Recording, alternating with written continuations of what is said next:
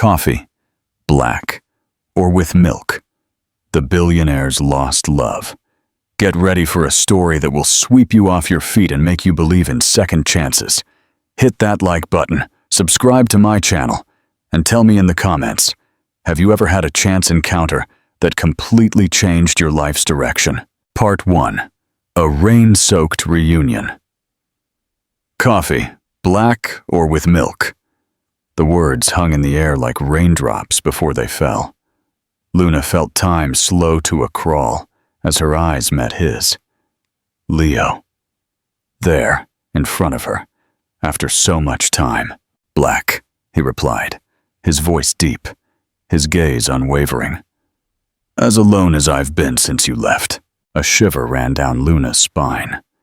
She instinctively adjusted little Matthias on her hip, while her hands, rebelling against her will, trembled slightly as she poured the coffee. The baby, barely 8 months old, observed the stranger with the pure curiosity of infancy, his large, expressive eyes identical to his father's. The bus station coffee shop was almost empty that rainy afternoon. Drops of rain drummed against the fogged-up windows, creating a melancholic melody. The small shop, with its faded walls and tables scarred by use, was just another job for Luna, who fought every day to provide for her son. She never imagined that Leo Maxwell, heir to a sprawling hotel empire, would appear like a mirage in this forgotten corner of the city. "You look beautiful," he murmured, though his eyes revealed much more than his words. He watched her like someone contemplating a lost treasure miraculously rediscovered. $5.50, she replied, deliberately ignoring the compliment, raising an invisible wall between them. Their fingers brushed as he handed her a bill. That simple contact, barely an instant, sent an electric current through her entire body, awakening memories and sensations she had tried to bury for months. Matthias began to fuss, babbling and stretching his small hands towards the man. Luna pressed him against her chest, an instinctive gesture of protection, as if fearing he could snatch him away with just a glance. Leo froze, his gaze fixed on the child, first with curiosity, then with astonishment, and finally, with a certainty that stole his breath. Those eyes, those green eyes with tiny golden flecks around the pupil, the same ones he saw every morning in the mirror. "Leo!" Luna began, her voice choked with contained emotion, but she had already turned, fleeing towards the back room. "Your coffee's ready," she called over her shoulder, with a coldness that utterly contradicted the emotional chaos swirling inside her. For the next 20 minutes, Luna kept herself busy attending to other customers, cleaning tables, rearranging sugar packets, anything to keep her away from him and the questions she saw forming on his lips. But she felt his gaze, persistent, following her around the shop like a persistent beam of light from which she couldn't escape. When she finally dared to look towards his table, Leo was gone. In his place, beneath the empty cup, she found a bill that would cover 10 coffees and a small wildflower, probably picked from the garden near the station. Beside it, a note written in the elegant calligraphy she knew so well. "Forgive me, though you may never forgive me." Her heart lurched in her chest, her knees buckled, and she had to lean on the counter to keep from falling. How dare he appear like this, after everything that had happened? After his mother had humiliated her, offering her money to disappear from his life? Matthias, as if sensing the anguish engulfing his mother, began to cry softly. Luna gently rocked him, trying to soothe him with sweet whispers, when she noticed a shadow on the other side of the window. Leo was there, in the rain that now fell heavily, watching them with an indecipherable expression that mingled pain, astonishment, and longing. Their gazes met through the steamed glass, as if no barrier existed between them. There was no need for words. That silent exchange contained more intensity than any kiss they had shared in the past, more electricity than any night between sheets. It was a mute dialogue charged with reproaches, yearnings, and unresolved desires that seemed to reduce the world around them to nothingness. The rage she had been containing all afternoon finally erupted like a storm. With Matthias firmly clutched to her chest, Luna stepped out onto the street, facing the drizzling rain, and Leo, who remained motionless in the downpour. "What are you doing here?" she burst out, her voice trembling with barely contained emotion. "How did you find me?" Rain slid down Leo's face, mingling with what might have been tears. "I wasn't looking for you," he replied sincerely. "I came for business. Fate just led me into this coffee shop." "Fate!" Luna scoffed bitterly, as the rain soaked her hair and dampened her uniform. "Fate doesn't exist, Leo. Decisions exist, and you made yours." "I didn't know you were pregnant," he said, his voice breaking as he uttered those words, as if each syllable were broken glass in his throat. Luna took a step back, as if she had received a physical blow. The rainwater disguised the tears that were beginning to form in her eyes. "You have no right to come here now and disturb our lives," she declared firmly. "We're fine without you." But her voice trembled slightly on the last phrase, betraying her words. "Luna, I never—" "Go!" she interrupted him with determination. "Go back to your world of luxury, to your perfect wife, and to the life you chose. We don't need you."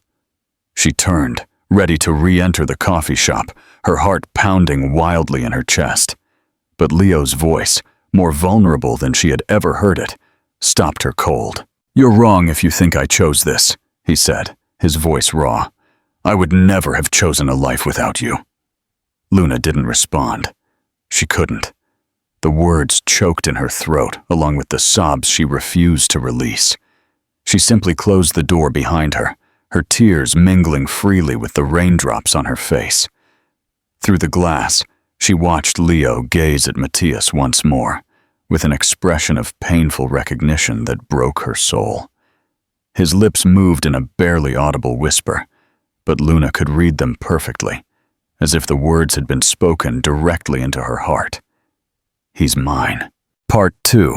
A Life Re-Examined. Stormed into his hotel room and threw his soaked jacket onto the bed in frustration. The image of Luna holding a baby, his baby, had seared itself into his mind like a branding iron. With trembling hands, he poured himself a whiskey and gazed at the gray city from the window as memories flooded his mind, as intense as the day he lived them. A year and a half earlier, the ballroom of the Grand Maxwell Hotel gleamed with crystal lights and violin music.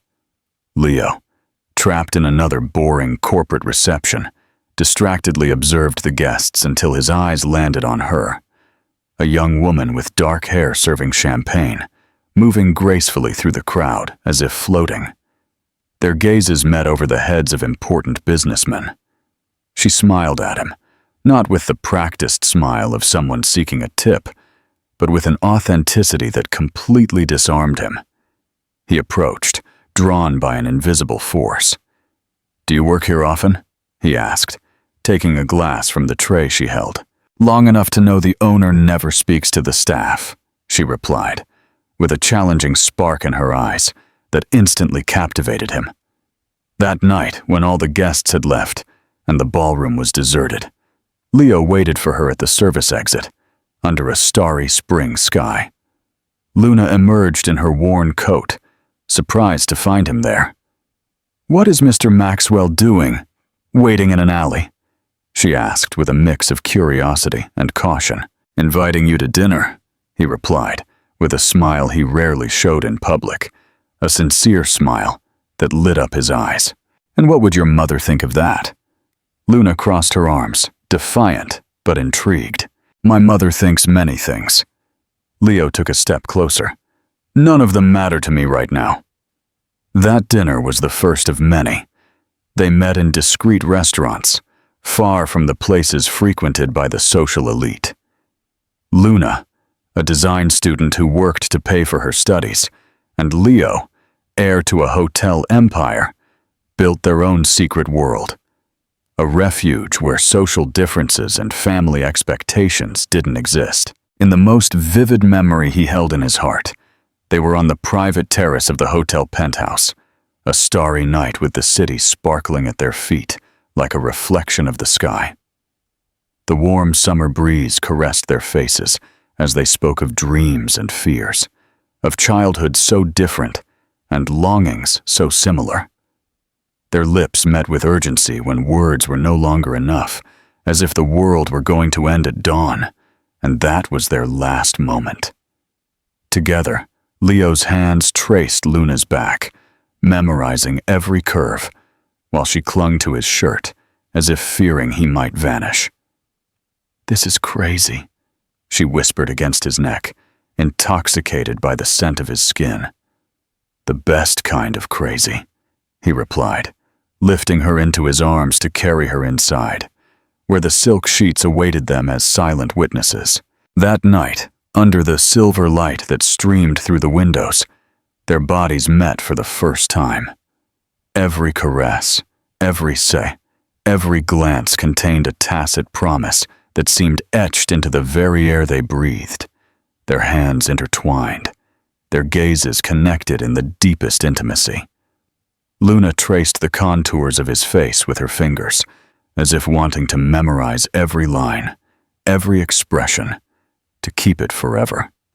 "I love you," he said, words he had never uttered before, words that emerged from a place so deep within his being that they surprised him himself. Leo was abruptly pulled from his memory when his phone vibrated insistently. It was Letitia, his wife. A marriage arranged by his mother just 3 months after Luna's disappearance, when he was still too broken to object. "I'll be late for the investors' dinner. Don't wait for me," he replied with a cold, curt message, a perfect reflection of the empty relationship they shared. A business agreement disguised as marriage. The phone rang again. This time it was Mark Stone, his college friend and business partner, the only one who knew the true story with Luna, the only one who had witnessed his devastation. "You found her, didn't you?" Mark asked without preamble, knowing his friend too well. "Your face at the meeting this afternoon said it all." Leo collapsed onto the armchair, overwhelmed by the weight of the truth. "She has a son, Mark. My son." The silence on the other end of the line was more eloquent than any words, confirming his suspicions. "You knew?" Leo demanded, his voice tense with the betrayal he was beginning to intuit. "I suspected." Mark's voice sounded weary. "When she disappeared so suddenly, I tried to investigate on my own." Leo relived the day Luna disappeared, without explanation, without goodbye. Just an empty apartment and an unbearable emptiness in his chest. And his mother's lie. She left with another man, someone from her own class. It was inevitable. "Why didn't you tell me what you suspected?" The question was loaded with reproach and pain. "Your mother is powerful, Leo, and by the time I had any concrete leads, you were already married to Letitia. What was the point of destroying you even more?" Another memory assaulted Leo. His mother, Victoria Maxwell, in her mahogany-paneled study, her expression satisfied on the day of his wedding to Letitia, adjusting his tie as she had when he was a child. "Letitia is what you need. Someone of our position who understands business and responsibilities. That waitress would have only been a passing distraction. In time, you'll thank me." Now everything took on a new and terrible meaning. Letitia's coldness, her constant absences, her exclusive interest in the company's shares and social appearances. A marriage of convenience that never blossomed into love. A business agreement where love never had a place. "Tomorrow, I want to review all corporate accounts from the last year and a half," Leo ordered Mark with renewed determination. "Every unjustified cent, every unusual transfer. Do you think your mother? I'm sure of it." The certainty was like a dagger in his chest. Victoria must have paid Luna to disappear. I need proof. After hanging up, Leo collapsed onto the armchair, overwhelmed by the weight of the truth. The image of Luna holding his son while serving coffee in that miserable place tormented him like a ghost impossible to exorcise. How had he allowed it to happen? Why had she agreed to leave? What threats had she received? The memory of their last encounter returned vividly, as if time had not passed. Luna in his arms, her skin golden from the dawn filtering through the window, whispering, "Someday, we'll have our own family," while he kissed her bare shoulder, promising her the entire world. A week later, she had vanished as if she had never existed. What do you think Leo will do with this newfound information? Will he confront his mother, or will he seek out Luna first? Let me know your predictions in the comments. The door to his room opened without warning. Mark entered, a folder in hand, and a grave expression that foreshadowed a storm. "Couldn't wait until tomorrow," he said, handing him the documents with tense hands. A transfer of $200,000 to an offshore account, signed by Victoria, the same day Luna disappeared. Leo stared at the evidence with a mixture of rage and pain that threatened to drown him. The cold numbers on the paper confirmed his worst suspicions. "Do you know what the worst part is?" he murmured, his voice broken by emotion. "I saw that transfer in the reports that week. Victoria said it was for new land on the coast, and I believed her."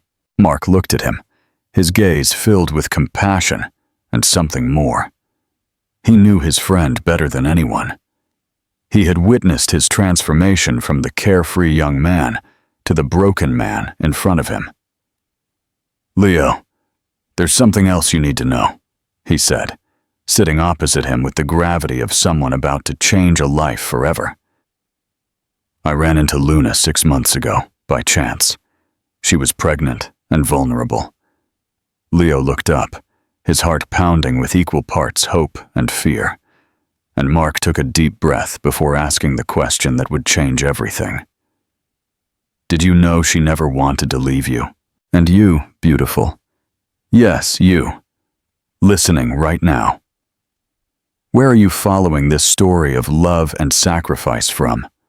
Are you cozy in your bed, perhaps with a hot cup of tea, or maybe on public transport, with your headphones on, as the world rushes by? I'd love to know. Because every time I tell Leo and Luna's story, I feel like we create a special bond, you and I, through these words that travel from my voice to your heart. If the story is stirring emotions in you, if you can feel Leo's pain discovering the truth or Luna's internal struggle, let me know. I wonder what you felt when you found out Victoria had separated these lovers. Indignation? Sadness? Your opinion matters more to me than you can imagine. Now, my dear, take a deep breath, because we're going back to our story. What comes next is even more intense. I promise you. The coffee shop bell chimed with a crystal-clear sound that made Luna instinctively look up. 3 days had passed since their reunion. 3 days of sleepless nights, remembering that he's mine, whispered in the rain. And there he was again, Leo. This time he wasn't wearing a suit, but jeans and a simple shirt, as if he wanted to blend into the everydayness of the place, as if he was trying to say, "I can belong in your world." Luna tensed her jaw, pressing Matthias, who was happily playing with an improvised rattle made from bottle caps, tighter against her chest. The coffee shop was more crowded than last time, which gave her some protection against the intimacy Leo was seeking. "We need to talk," he said, approaching the counter directly with determination, but without arrogance. "We have nothing to talk about," she replied, without looking him in the eyes, fearing he might read her sleepless nights in them. "You have no right to disturb our lives." "I do." His voice was firm but low, conscious of the customers around. "I know that child is mine, Luna." She visibly paled. With a tense gesture, she called her coworker. Sandra, can you cover my post for a moment? They went out to the back of the shop, a narrow alley where empty boxes were piled, and the smell of coffee mingled with the dampness. The baby began to fuss, as if sensing the electric tension between his parents. Whatever you think you know, you're wrong, Luna declared, gently rocking to calm Matthias. My son has no father. Leo took a step towards her, closing the physical distance that was nothing compared to the emotional abyss between them. His eyes reflected determination mixed with tenderness as he looked at the little one. I talked to Mark. I know my mother paid you to disappear. His voice broke slightly, revealing the open wound. I know you never wanted to leave, Luna. She recoiled until her back hit the worn brick wall. She felt like she was crumbling inside like a sandcastle before the tide, but she maintained her outward composure like armor. And what does that change now? Each word was a dart poisoned by pain. You went on with your life. You married who you were supposed to. The reproach hung in the air between them. I went on with mine, too. I didn't go on, Luna, he replied with a sincerity that hit her like a wave. I survived, and I haven't even done that well. Matthias suddenly began to cry loudly, breaking the tension of the moment.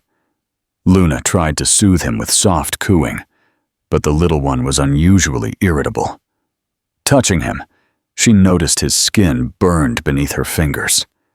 He's burning up, she exclaimed, panic flooding her voice. Leo touched the child's forehead with an instinctive paternal gesture, concern transforming his face. We need to take him to the hospital, now. I can take a taxi, she protested, her pride battling against the fear for her son. My car's here. Leo was already pulling out his phone. Let's not waste time arguing the obvious. The urgency of the situation temporarily dissolved their barriers. Luna hastily grabbed the baby's bag, while Leo quickly informed Sandra. Minutes later, they were in his car, heading to the nearest hospital, united by the shared concern for the tiny being who carried both their blood. In the pediatric emergency room, a middle-aged doctor examined Matthias with expert hands and reassuring gestures. It's an ear infection, quite common at his age, she diagnosed with a comforting smile. We'll give him medication, and his fever will drop quickly, but he'll need antibiotics for a week. While the nurse prepared the medication, Luna observed Leo sitting beside her in the waiting room, his face taut with genuine concern, his eyes fixed on the little one who dozed restlessly. For a moment, she saw the man she had loved madly, not the distant businessman he had become in her mind, to endure his absence. Hours later, with Matthias soundly asleep thanks to the medicine, they left the hospital. Night had fallen over the city, shrouding the streets in a blanket of artificial lights and complicit shadows. I'll take you home, Leo offered, not sounding like a question. I live far from downtown, she murmured, exhausted. Physically and emotionally, it doesn't matter, he simply replied, opening the passenger door for her. The silence in the car was dense, almost tangible, laden with unasked questions and feared answers. Luna gave him brief directions until they reached a modest apartment building on the outskirts, where the city lights seemed like distant stars. Thanks for the help, she said, preparing to get out with Matthias in her arms. But this doesn't change anything between us. It changes everything, Luna, he replied, turning off the engine with decision. I can't keep pretending you don't exist, that he doesn't exist, that what we feel doesn't exist. And what exactly are you proposing? Her voice involuntarily rose, slightly waking Matthias. Sunday visits? A monthly allowance? Or perhaps you want to introduce him to your wife as the bastard child you had with the waitress? Leo hit the steering wheel in frustration, but when he spoke, his voice was controlled, laden with contained emotion. Don't talk about yourself like that. You were never just a waitress to me. And what was I then? Luna's eyes shone, A dangerous fling? A pastime? An adventure to escape your perfect world? You were everything, Luna. Everything. The intensity of his words filled the confined space of the car like a physical presence. And when you disappeared, I became nobody, a shadow of myself. Luna hugged the baby tighter to her chest, like a shield against the vulnerability she felt growing within her with each of Leo's words. Don't you dare blame me. Her voice cracked slightly. Your mother gave me an impossible ultimatum. She said if I didn't leave, she would destroy you, that she had proof of financial irregularities that could send you to prison. And you believed her? There was pain, not reproach, in his question. I don't know, she burst out, tears threatening to overflow. I was 21. I was pregnant and terrified, and you never came looking for me. I didn't know where to look, he replied, his voice mixing rage and desperation in equal parts. I hired detectives. I checked every hotel in the region, every apartment. You disappeared without a trace, as if the earth had swallowed you whole. The tension between them was unbearable, laden with pain, half-truths, and repressed longings. Leo abruptly leaned in, eliminating the distance between them, taking her face in his hands with contrasting delicacy, and kissed her. A furious, hungry kiss, loaded with reproach and passion accumulated during months of absence. A kiss that tasted of salt and broken promises. Luna tried to resist, placing a hand on his chest while holding Matthias with the other. But the contact awakened a dormant hunger she thought she had buried. She returned the kiss with equal intensity, like someone finding water after crossing a desert. Leo's hands found the bare skin of her back beneath her blouse, sending an electric current down her spine. She let out a muffled moan against his lips. Time seemed to stand still as they explored each other's mouths, with desperation mixed with tenderness, rediscovering familiar territories denied for so long. Matthias stirred in his sleep, letting out a small whimper that broke the spell like shattering glass. Luna abruptly pulled away, gasping for breath. Tears streamed freely down her cheeks, no longer trying to hide them. I can't do this, she whispered, her voice broken. You're still married, and that destroys me every time I think about it.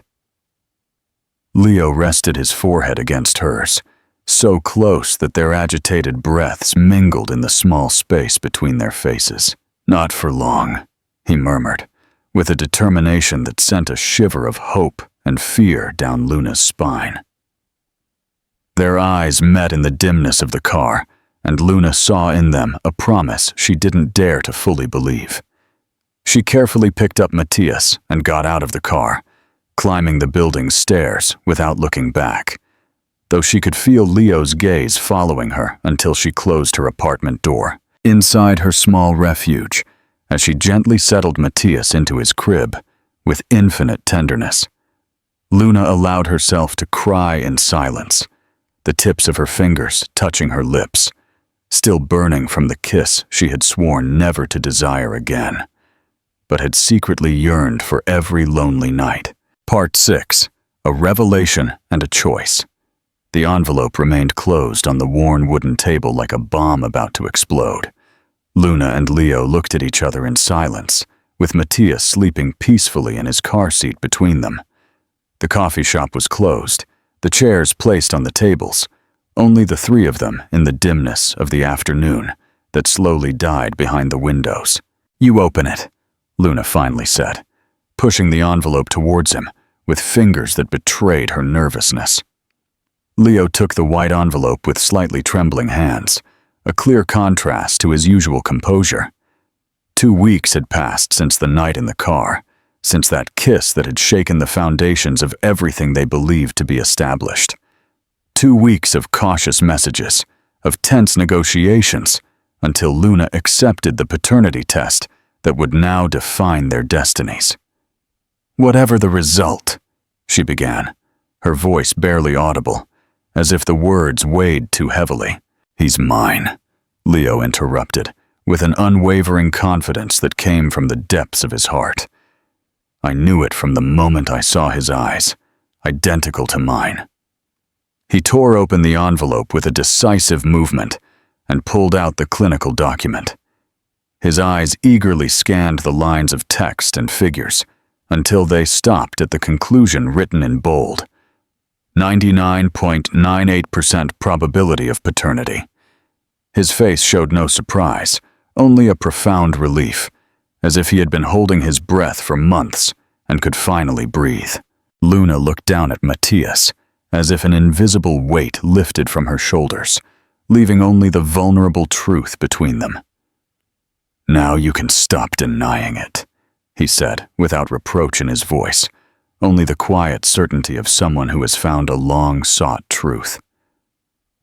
"I never wanted to deny you your son," she replied in a thin voice, as a single tear rolled down her cheek. "I just wanted to protect him from your world, from your mother, from everything that separated us." Leo put the document in the inside pocket of his jacket, close to his heart. His next words resonated in the silence of the coffee shop with the force of an oath. "I'm going to talk to my mother. Today. Myself." Luna looked at him, suddenly alarmed. She knew Victoria Maxwell, her steely determination, her ability to pull invisible strings. "Leo, be careful, Victoria is—" "I know," he replied, approaching to gently caress Matthias's rosy, sleeping cheek. "But this ends now. I won't let her separate us again." The Maxwell mansion stood imposing at the end of the tree-lined avenue, its white walls and neoclassical columns projecting the image of power and tradition that Victoria valued so much. Leo entered without announcing himself, ignoring the butler's greeting, walking with firm steps directly to his mother's study. He found her as always, impeccably dressed, reviewing documents with the precision of a surgeon, barely looking up when he entered. "Leo, dear, what an unexpected surprise." Her voice was soft but controlled. "Letitia mentioned you've been absent these days. I hope it's nothing serious." He placed the paternity test result on top of the documents she was reviewing, with a deliberately slow gesture. "I have a son." Victoria stared at the document for an instant that seemed eternal. Her expression remained inscrutable, like a mask perfectly carved in ice. But Leo, who knew her better than anyone, perceived the slight hardening of her gaze. "And what is this supposed to mean?" she finally asked, with the calm of someone who believes they hold all the cards. "You know exactly what it means," he replied, leaning over the desk, invading the space she had always kept as her own. "Matthias is my son, the son Luna was expecting when you paid her $200,000 to disappear from my life." A dense, almost palpable silence filled the room decorated with carefully selected antiques. Victoria finally stood up with studied elegance, walking towards the window that overlooked the perfectly manicured garden. "That girl wasn't suitable for you," she said in a controlled voice, not even denying it. "I was only trying to protect you from a mistake that would have ruined your future. By paying her to abandon me?" The pain in his voice was evident. "By threatening to destroy me?" Victoria turned, facing him with the coldness she had used to build an empire from nothing. "I offered her an opportunity, money to start a new life, away from us, from our circle. It was she who accepted." Her gaze hardened. "Doesn't that tell you everything you need to know about her feelings?" "She was pregnant and scared," Leo burst out, his voice trembling with a fury he could barely contain. "And you manipulated her, as you've always done with me, as you did with my marriage, with every aspect of my life. Everything I've done has been for your good, for the good of the Maxwell legacy." Victoria advanced towards him, her aristocratic composure beginning to crack under her son's unusual rebellion. "And what do you plan to do now?" Destroy everything I've built for decades for a romantic whim? It's not a whim, Leo replied, holding her gaze unblinkingly for the first time in his life. It's my family. The family I chose, not the one you imposed on me. Your family is here! Victoria's voice became sharp as steel. The Maxwells, the company, the legacy you will one day lead. Leo shook his head with a new determination that Victoria had never seen in him. No more. He walked out of the study with firm steps, ignoring his mother's increasingly agitated calls. In his room, the one he had occupied since he was a child, filled with carefully selected trophies and memories, he took a suitcase and began to fill it with essentials. He didn't need anything more. Letitia found him like that, packing with decisive movements. Her cold beauty, always perfect, tensed as she understood what was happening. Vacationing without me? She asked with studied sarcasm, leaning against the doorframe. I'm leaving, Letitia, for good. She straightened up abruptly, her face transforming into a mask of calculation and rapid assessment of possibilities. It's because of that woman, isn't it? Your mother warned me she might reappear. I have a son, Leo replied, not stopping his task, not even looking at her. And I'm going to be with him, and with his mother. Letitia laughed, a crystalline sound completely devoid of humor or warmth. And what about our marital partnership? The agreement between our families? The contracts that depend on our union? You can keep my shares in the joint ventures, he said, closing the suitcase with a definitive click. At the fair price Mark sets, not the one you try to negotiate. You can't be serious. Her voice lost its mocking tone, showing genuine concern for the first time.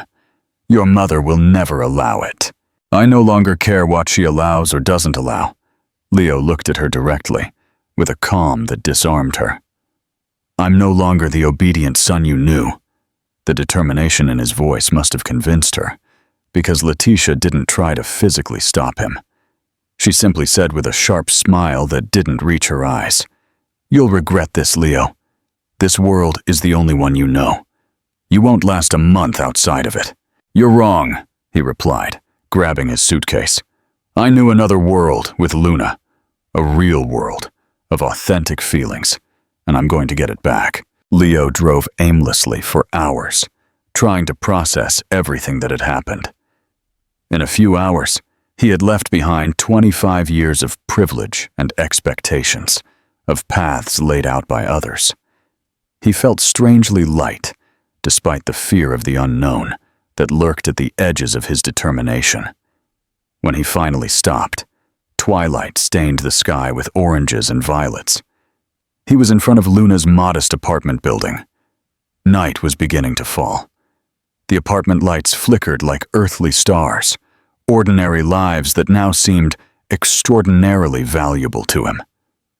He climbed the stairs slowly, suitcase in one hand and heart in the other, and gently knocked on the door. Luna opened it, surprised to see him there, looking devastated and without the usual impeccable suit that functioned as armor, just a vulnerable man with his heart in his hand. Leo! Her eyes widened as she saw the suitcase. What happened? I left, he replied simply, without unnecessary embellishment. The mansion, the company, that life I never chose. Luna's eyes widened in genuine astonishment. She invited him into the small apartment, where the limited space was decorated with details that revealed her artistic taste. Mattia slept peacefully in his crib by the window. Leo dropped the suitcase and approached the baby, kneeling by the crib with the reverence of someone contemplating a miracle. My son, he whispered, his voice broken by an emotion he didn't try to hide. My son. His fingers caressed the baby's tiny hand with infinite delicacy, and it instinctively closed around his index finger in a small act of recognition. A silent tear rolled down Leo's cheek, releasing months of contained pain. Luna knelt beside him, sharing that sacred moment. The silence between them was worth more than any words. It contained everything they had lost and what they now had the chance to regain. Leo took her hands with devotion and kissed them. First her knuckles, then her palms marked by hard work, hands that had held their son alone. "Forgive me," he murmured against her skin, "for not finding you sooner, for not protecting you from her, for all these lost months." "You're here now," she replied, cradling his face in her hands. "That's all that matters." They looked at each other in the dimness of the small apartment, illuminated only by the tiny star-shaped nightlight that watched over Matthias's sleep.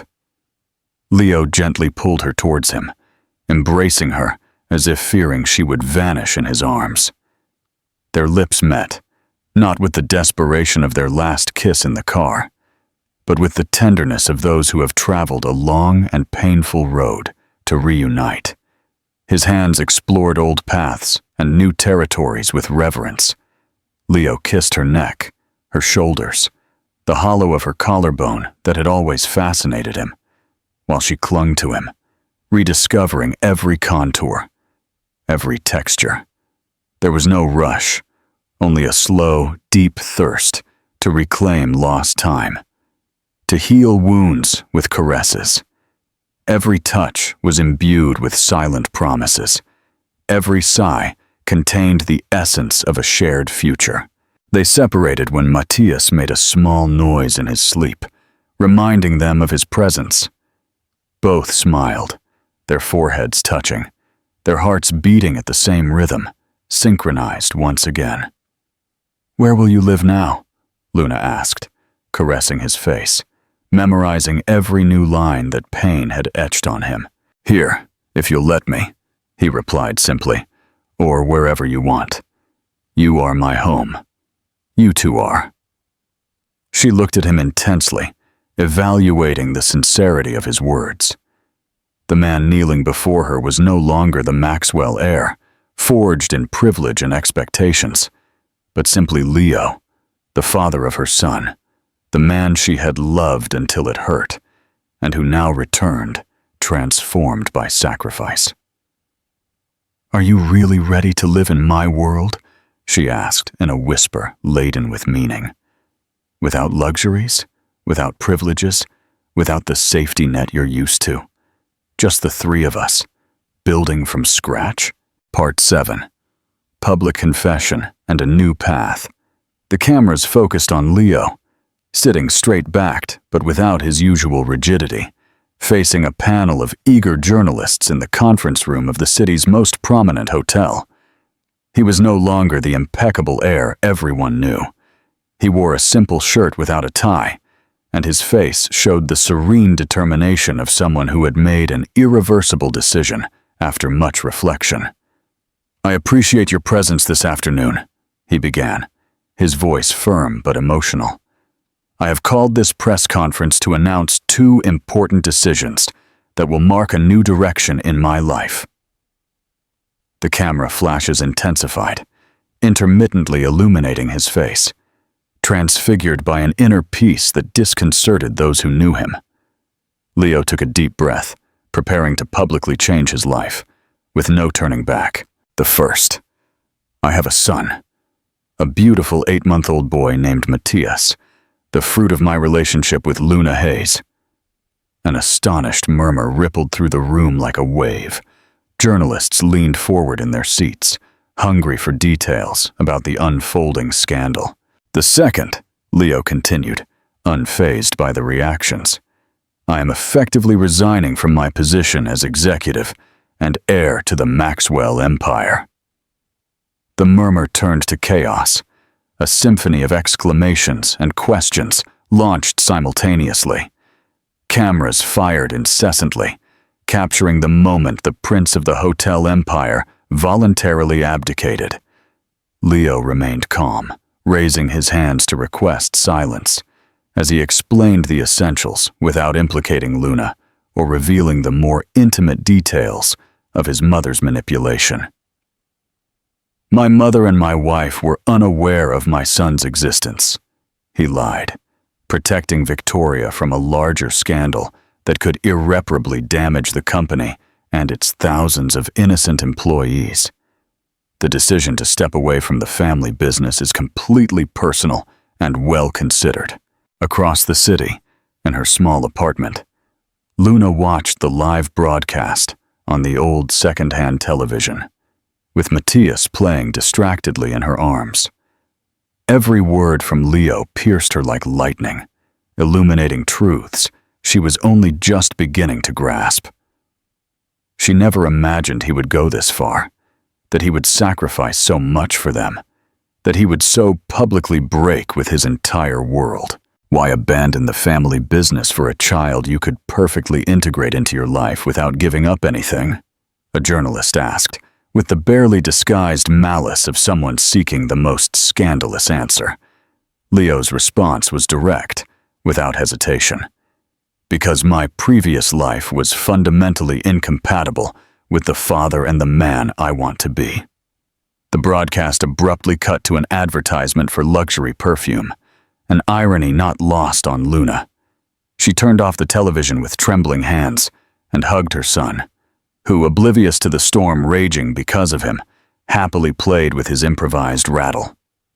"Your daddy is the bravest man I've ever met," she whispered to him, as silent tears rolled down her cheeks. Part 8. The Aftermath and a New Partnership. 3 days after the press conference, the headlines on newsstands and screens were devastating. Letitia, breaking the discretion agreement they had reached through lawyers, had given an exclusive to the country's most widely read society magazine, My Hell with Leo Maxwell. In it, she accused him of constant infidelities, hidden addictions, and corporate negligence that had jeopardized several important projects. Without proof, but with intimate details only a wife could know, her testimony was devastating to Leo's reputation. The Maxwell family, led by Victoria, issued an official statement formally disassociating themselves from him and announcing that Victoria would assume full control of the company to ensure the stability shareholders deserved. The news of his complete disinheritance, without even the shares legally due to him, spread like wildfire in business circles. Mark called Luna that gray afternoon, his urgent voice revealing genuine concern. "Leo needs to see you. It's been devastating. More than we imagined." "Where is he?" she asked, her heart racing. "Why didn't he come here?" "He didn't want to expose you to the harassing press. He's at a guest house near the port. He didn't want to stay with me. He says he needs distance from everything related to his old life." Luna left Matthias with Sandra, promising to return soon. She took 2 subway lines until she reached a port area full of cheap guest houses, frequented by sailors and travelers on limited budgets. The address Mark had given her corresponded to a 3-story building with a facade peeling from sea salt. "Room 14, 2nd floor," Mark had said. She climbed the narrow wooden stairs that creaked under her steps, their echo bouncing off the neglected, faded green walls. Arriving in front of the worn door, she hesitated for the first time. What could she say to him? How could she comfort him for having lost everything, for having been betrayed by his own family? She raised her hand to knock, but stopped when she heard a sound through the ill-fitting door that broke her heart into 1,000 pieces. Leo was crying, a suppressed sob, like someone who had held back tears for too long. Luna gently pushed the door open. It yielded without resistance, revealing a reality that brutally contrasted with the world he came from. The room was tiny, a single bed with a thin mattress, a rickety chair, a small window overlooking an alley where little light entered. Leo was sitting on the floor, leaning against the bed, a small baby garment in his hands, caressing it as if it were the most valuable treasure in the world. A small blue onesie she didn't recognize. "I bought it yesterday," he said, without looking up, having sensed her presence. It's ridiculous, isn't it? His voice had a tinge of self-deprecation. Losing an empire and worrying about whether Matthias will like the color blue. Luna slowly approached, kneeling in front of him on the worn floor. The past few weeks had physically transformed Leo. Dark circles marred his face like shadows.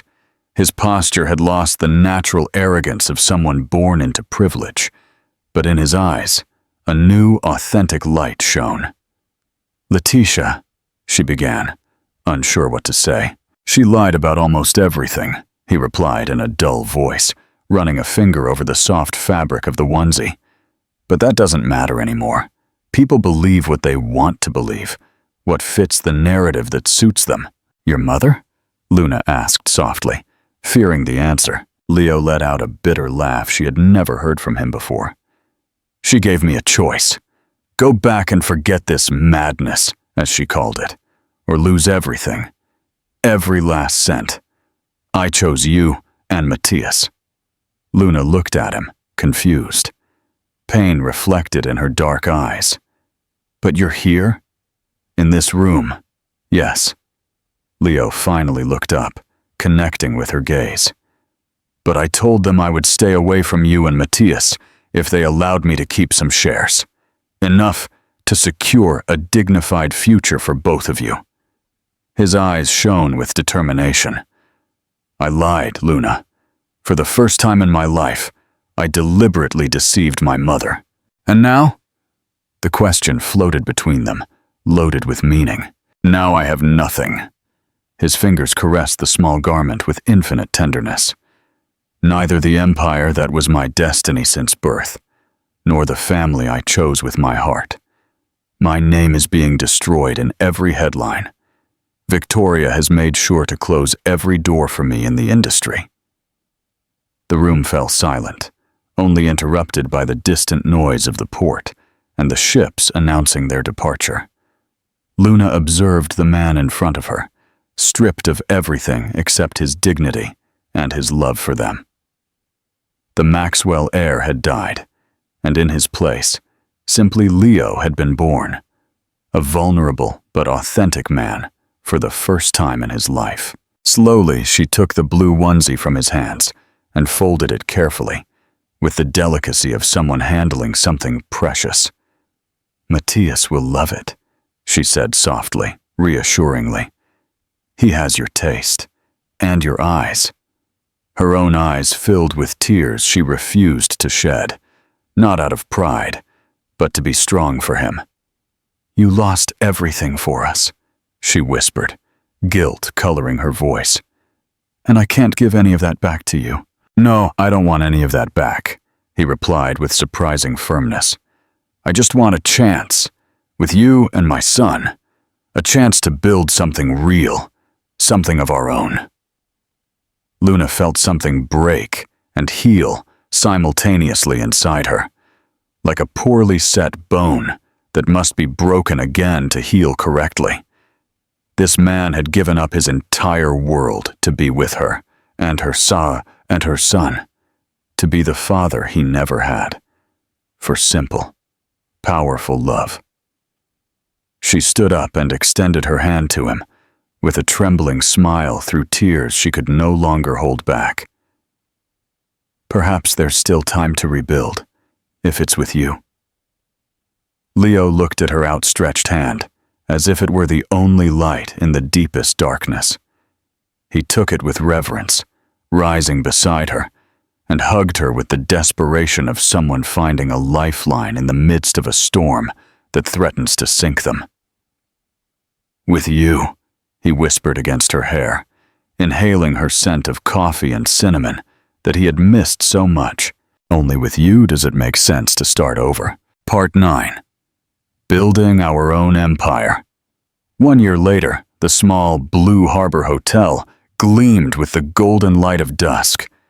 It wasn't luxurious like the Maxwell establishments, but it had charm and personality.